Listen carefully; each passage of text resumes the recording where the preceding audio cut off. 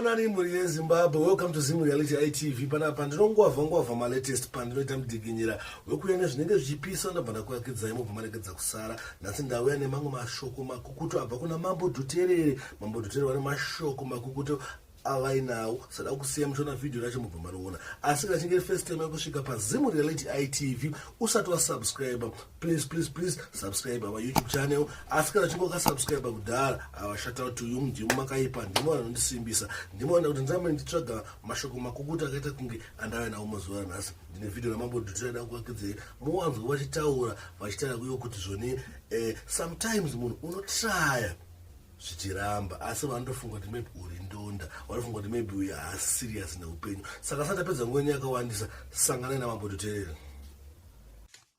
Ugoona kuti life mudhara iri tricky, life iri very tricky. Pane pamwe pekuti unenge uchiedza mudhara, uchizama, but zvichingoramba zvo.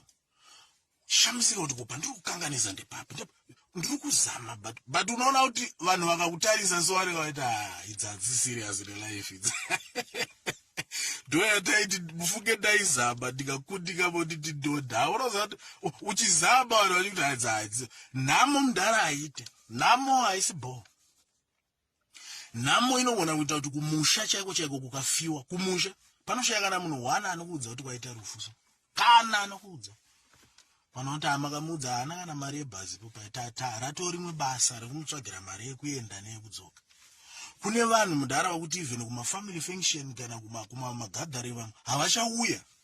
Chinoita kuti asauye ikoko inhawe how they feel, the way how they are. Mawanzo Mambo Dhuterere vachitaura mashoko anobata, mashoko anodzimba moyo, mashoko anowaka, ndo mashoko makukutu ngatinawo muzuva ranhasi angada kuakidza. Thanks for supporting Zimu Reality ITV.